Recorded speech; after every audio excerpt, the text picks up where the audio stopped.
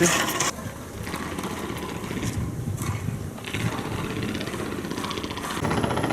Aldı mı? Alıyor abi.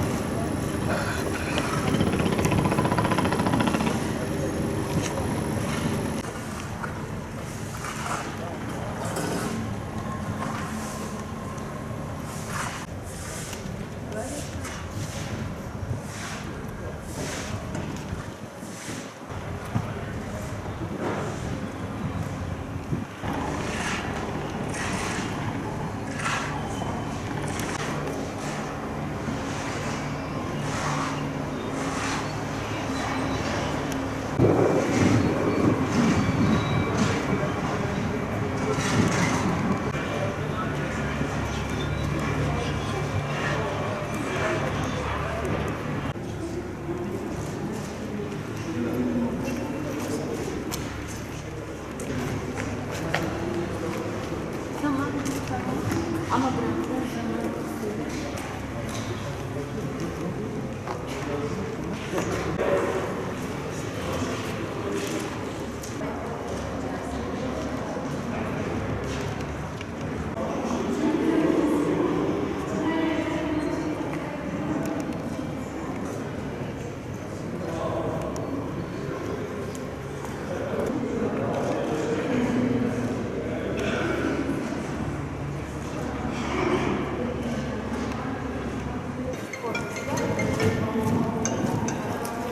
Sen mi yapalım?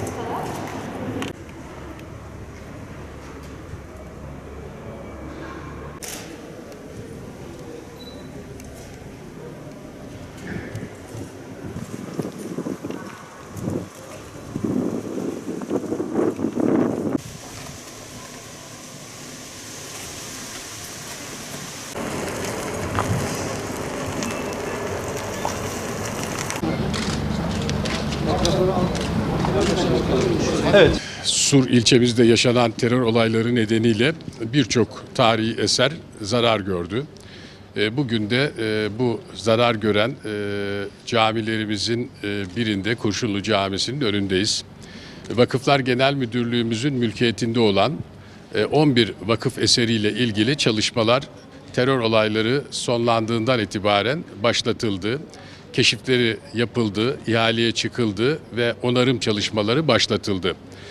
Bu terör olaylarından zarar gören 11 vakıf eseriyle ilgili çalışmalar başlatıldı ve önümüzdeki süreçte bunlar tamamlanarak tekrar halkımızın hizmetine sunulacak.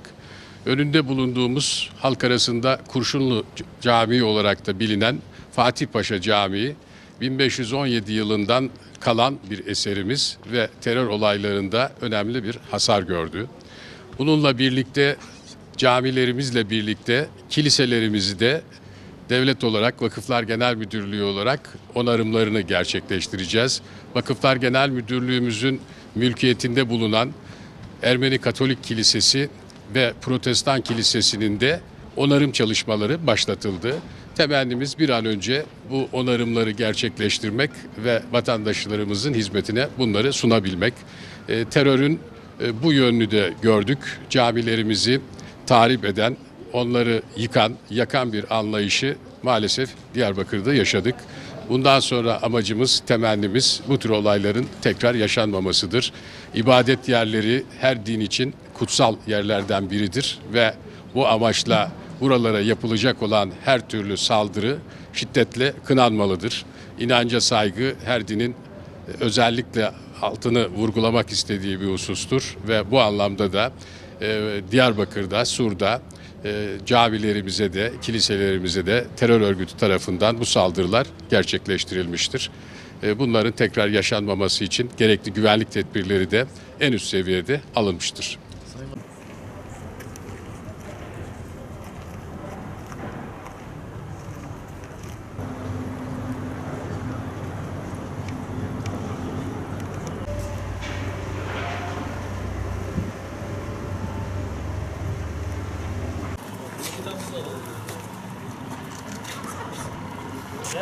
Şu anda Vakıflar Genel Müdürlüğümüzün mülkiyetinde bulunan 11 eserle ilgili çalışmalar tamamlandı.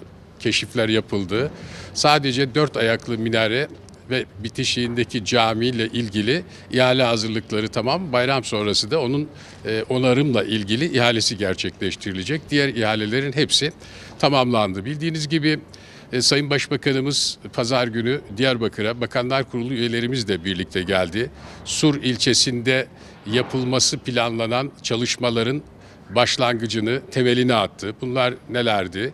Bunlar Sur ilçemizde tahrip olan altyapı çalışmalarıyla ilgili temel atma gerçekleşti.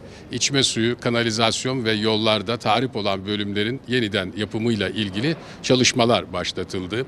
Yine Ulu Cami yan tarafında bulunan bir alanın sokak sağlıklaştırmasıyla ilgili çalışmalar başlatıldı.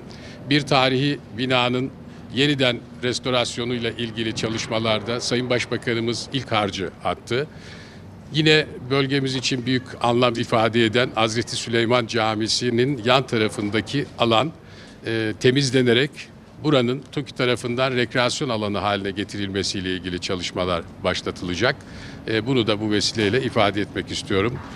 Hazreti Süleyman Camisi ve onun yan tarafındaki alan metruk binalarla dolu. Bunların kamulaştırma işlemleri valiliğimiz tarafından yürütülmektedir ve önümüzdeki günlerde oranın yıkım işlemi gerçekleştirilecek ve vatandaşlarımızın istifadesine sunulmuş olacak.